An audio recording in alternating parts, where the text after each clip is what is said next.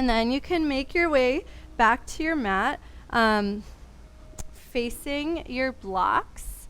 So towards the left-hand side, if we all are on the same page.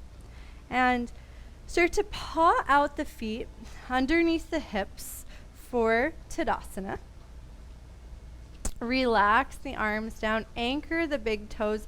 Just start to rock forward. Notice how the toes grip a little bit. Rock back, keeping the big toe down. You don't want to fall backward, but notice that back line of the body catching you, and just take a couple of those rocks. And then try to bring equal weight into the heel and into the balls of the feet. Pause there, and gently start to bend the knees. Crease the hips, reaching the hips back into chair pose, and circle the arms forward and up. We'll take a couple of pulses like that. Straighten legs, drop arms, and then reach hips back as the arms reach forward. Repeat on your own. I like to exhale as my hips come back, and try to feel how the hips reaching back opposes the reaching forward and up of the arms. Like the two working together helps you go deeper in a supportive way. You guys look so great here. The next time the hips come down, swing the arms back so they're in line with the spine. Shift the weight into the right heel, anchor the right big toe, and without moving the hips or the spine, as we've been practicing, play with gliding the left foot back. And so now the left leg is roughly in line with the pelvis and the spine. With an exhale, without moving your hips at all, start to lift the left leg behind you, just like we practiced from all fours. Take a few pulses here. Notice if the right knee starts to drop in or the right arch starts to collapse, and see if you can maintain integrity in the right leg. Just little pulses. Even though the left glute is lifting the left leg, you're probably feeling a lot of stabilization happening in the right leg. That's awesome. The next time the left toes come down, tuck the left toes under. Bring a little bit of weight back into the left toes just to offer relief into the right leg. And then start to circle right arm forward, up, and back. So we're actually doing the exact same sequence that we did from all fours. And now we're doing it standing. So start to notice how that spiral opens up the right side of the body. Notice specifically the sensations down into the hip and the outer leg, and keep the right big toe down. The next time the arm circles down and forward, let the body stay squared towards the short edge of the mat. Walk the back foot in enough that you can bring the back heel down, and then shift the weight into the back foot, hovering the right knee for one-legged Tadasana. Anchor the left big toe and try to be as light as possible here. Take a breath. And then gently step the right foot forward. Nice short stance here. Let the feet be wide like you're on railroad tracks. Soften the front knee. Keep the weight in the back leg as you melt forward, reaching the hands towards the block. This shouldn't feel like a deep stretch, so if that's too much, the hands can come towards a wall instead if you want to step off to the side. And then gently sway the hips from side to side, melting out any tension from that right leg. Keep paying attention to the anchoring big toe. And notice as the hips sway how the sensations change across the back of the legs, into the different hamstrings, and then across the back body into the different muscles of the rector spinae. Bend the front knee, step the back foot forward into your wide leg forward fold, and I just slightly wider than the hips. Bend the knees generously, melt the spine forward. And then heel toe the feet just a little bit wider, so like mat's width. Bend into one knee. So let's bend into the left knee. Let the hips sway to the left, and let the body sway to the right. And then bend into the right knee. Opposite thing happens. Left leg straightens, body sways to the left. It starts in the legs, so you bend one knee, and as you kick into the opposite foot, let the body naturally sway. And then come to center, anchor the big toe, send the weight into the heels. You can either roll up one vertebra at a time as long as that's pain-free, or you can come up in your favorite way that feels best for your spine. We'll all meet in Tadasana. And take a moment to absorb the sequence on the first side. Notice any sense of opening in the right side of the body. And we'll repeat. So, starting with our chair pose, relax the arms down, anchor big toes, weight and heels. Use your exhale to crease at knees and hips, reaching the hips back as the arms reach forward. And then inhaling back up. In the second round, if you want to come onto tippy toes and reach the arms behind you for a little extension through the spine, you're welcome to. Let's take a few pulses and move extra slow. Roseanne, think about sending your hips back and keep the weight in the heels. Just make sure that feels okay on your knees. Nice, yeah, Davy, looks so smooth and supported. Beautiful, Geeta. Dana, try going a little slower on those tippy toes. Yeah, there it is. And the next time you're in chair pose, pause there. Let the arms sweep back kind of dramatically. I like that part. Yeah, you can allow the spine to lengthen. And then shift the weight into the left foot, especially that left heel. Keep the hips and spine as they are. Glide the right foot back. Use an exhale to lift the back leg and make sure the pelvis doesn't tip forward at all as you do this. You can even place the hand on the pelvis if you're like, I don't know what my pelvis is doing. Let your hands help you learn. And then also pay attention to the left leg, and you want to make sure the left big toe is staying anchored and the knee is tracking nice and wide towards the pinky side of the foot. You don't want it to knock in. You don't want the arch to collapse. Less is more. Maybe the back leg doesn't even lift, but you feel really strong in the front leg. That's awesome. And the next time, the toes lower, tuck them under. Bring a little bit of weight into the right foot, but we're just giving the left leg some relief. Circle left arm forward, up and back. Letting the rib cage spiral, letting the outside of the left leg lengthen. Keep the big toe anchored. Make sure you're breathing. And then the next time the body starts to square forward, shift the weight forward enough that you can plant the back foot and pop up onto the right foot, single leg balance, giving that front leg a little break. Well, sort of. See how relaxed you can be here. And think about lifting through the left heel so that the back of the left leg does the work and the hip flexor can relax. And then gently step the left foot forward towards the outside of the block, so nice and wide. Bend the front knee, but keep weight in the back foot as you drip the spine over the leg, bringing the hands to the blocks. Bend the knees as deeply as you need to make this very relaxing and easy. You don't want it to feel like a big stretch. And then gently sway the hips, massaging out through the hamstrings and the back body. Check in with the neck and make sure you're not just dropping the head, but rather allowing the head to be an extension of the spine. That looks so nice. And then bend both knees and take some bounces in the legs so the hips are really bouncy here. And when you feel ready, bounce the right leg forward to meet the left about hip mat's width. Heel toe the feet wider if you need to.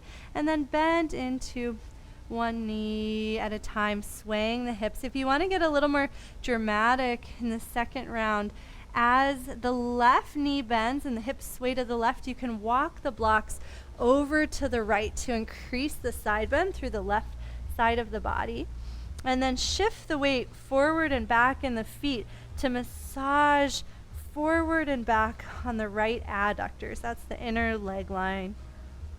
Just make sure the right hip socket feels okay here. You don't want to compress. We're trying to lengthen everything out. And then if you tried that, go to the other side. So right knee bends, left leg straightens, blocks walk the other way. Make sure you're breathing.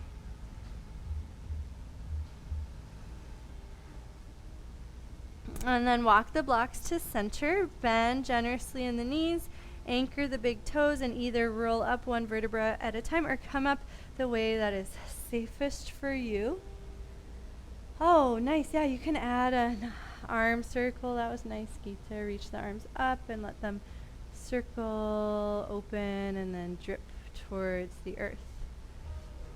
Okay, so one more round. We'll add on to it. And I just want to demo something. So 2 options. You can stand in Tadasana if the body's wanting a break. Or you can stand on your tippy toes if your body's not wanting a break. So we'll be adding on to that sequence. We'll go from the leg lift to the spiral. And then can you remember what came next when we were on our knees? We thread the needle and we placed our hands together kind of like baby shark do do do do do do. And so from here, all the awareness is in the leg anchoring and then pushing down into that bottom foot to let the top hip lift and then maybe open. I can't figure out what's the best direction to show you this. So we go from the spiral, thread the needle, stack the hands. You might be here, just exploring stabilizing from the top down. And then if you do feel balanced, the leg can lift and maybe can stack. And we'll let the leg come down and shift back into that single leg balance that we practiced before. So I'll talk you through it, but I wanted you to see it so you knew what was about to happen. Add anything on, take anything away. Most important thing is to breathe and enjoy. So from Tadasana, relax the arms down. We'll start with our chair pose. Take a couple of pulses, enjoying having 2 feet on the ground. And notice how actually this can be quite easy, right? You have twice as much support as a lot of the movements we did today. The next time the hips come back, shift the weight into the right foot, sweep the arms back, and sweep the left leg back. Take one leg lift here. Keep the leg lifted. And then set the toes down and spiral the right arm forward, up and open, taking that nice spacious twist. As the arm starts to circle down, prepare to go in the opposite direction. Find a drishti, a steady gaze point. Anchor the right big toe. Keep the knee wide so the knee wants to point towards the pinky. That's going to turn on the chain of muscles that you need to support yourself here. Thread the right arm through so it's reaching towards the side wall. Plant left hand on top of right hand. Stay here or start to push into the bottom big toe, letting the hips fly, maybe even stacking them. Make sure you're breathing. And then whenever you're ready, top foot lowers, anchors, shift the weight back, single leg balance. Remember, you're lifting through the heel so the hip flexor can relax. Actually, I really want that hip flexor to relax, so let's add on a dancer pose. Kick the right leg behind you, grab onto the ankle, and just relax the hip. We don't need to do anything too dramatic here. Unless the body's craving it, then be dramatic.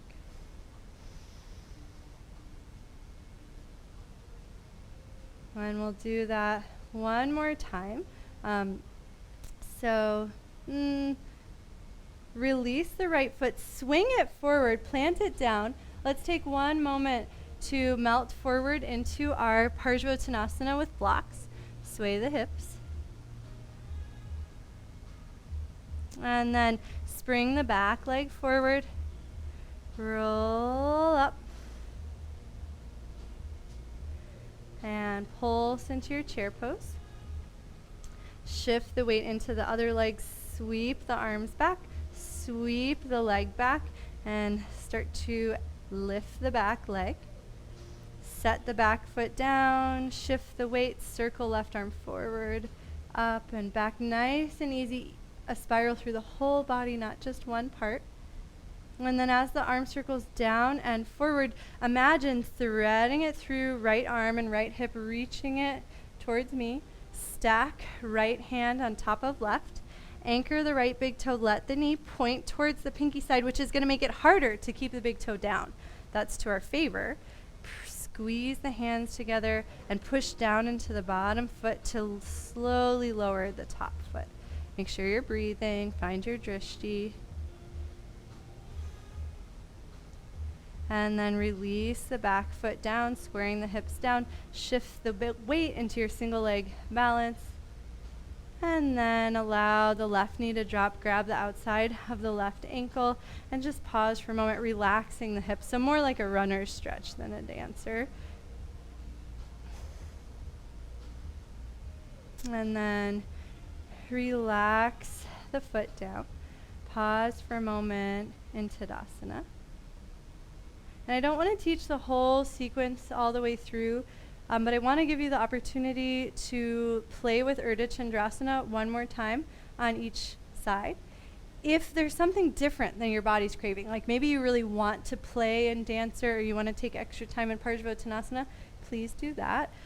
Otherwise, I'll talk you through Urdhva Chandrasana while you're nice and warmed up for it. So from your chair pose, shift the weight, release the arms down, slide the left leg back.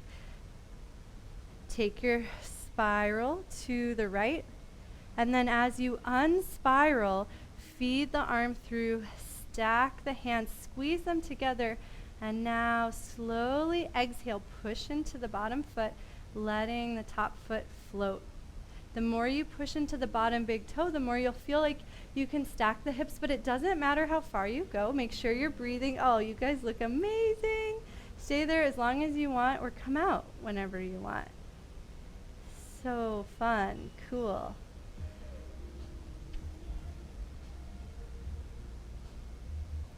Whenever you're ready, the back toes can lower. If you're craving any of the counter poses that we did, you're welcome to add them in, or just step forward and absorb. Hands at heart is kind of nice for absorption. And we'll do the second side. So shift the weight. Oh, not yet. Release the arms down. Take your chair. Now shift the weight, swing the arms back. Glide the right foot back. Let the right leg lift, and then set it down.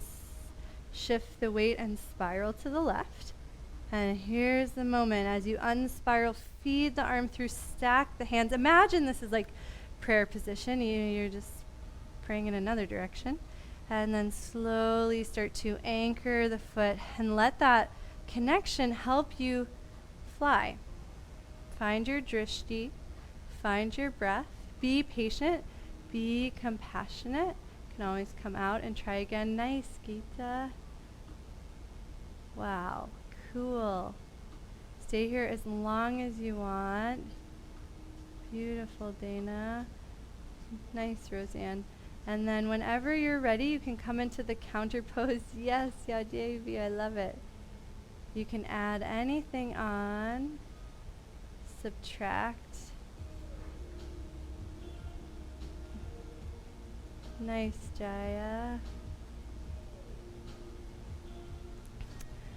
Oh, Roseanne's adding in some shaking. So if anyone wants to add some bouncing, just letting everything drip off of the body, you're welcome to. And then grab a sip of water. If you are following along with the music, please go to the next track.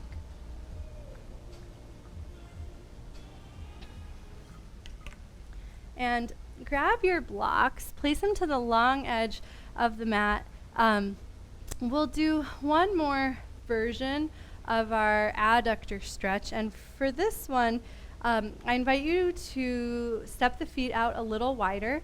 Because of the blanket, you might notice that it's harder to be in a straddle, and that's great. That means your adductors are firing to support you. From here, soften the knees, keep some weight in the heels, and allow the spine to melt forward. Bring the hands to the blocks and start to bend the right knee. Keep the outer edge of the left foot sealed down, big toe anchored, and notice how the arch lifts as you do that, and gently rock forward and back on the heel to the ball of the foot, and notice how that changes where you feel it on the inner thigh, inner calf. Make sure the knee feels supported.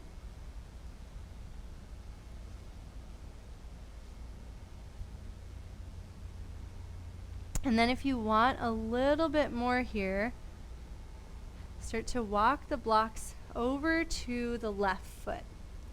Any amount. And actually, I said left foot, but you also want them away from you, so there's a stretch, a sense of really lengthening through the spine, especially on the right side. Try to keep equal weight in both feet as you explore this. So remember, you're bending that right knee. Option to shift the weight, option to wag the tail a little bit. Make sure you're breathing. And then come back to center, and we'll try the other way. So from center now, the left knee bends. Bring your awareness to the right foot. Keep that pinky side of the right foot anchored. Right big toe anchored. And then start to shift the weight forward and back. And just notice what that changes in the sensation in the legs, in the hips, maybe even in the spine. You might have more awareness of the back of the body as the weight shifts back, and perhaps more in the front as the weight shifts forward. And then option to walk the blocks over to the right, letting the whole left side of the body lengthen.